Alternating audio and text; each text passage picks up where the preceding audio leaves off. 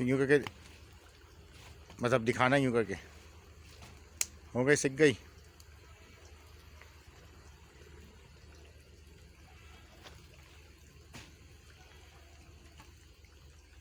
चलो अब दिखाओ सब यूँ खड़े करके। चलो सही है।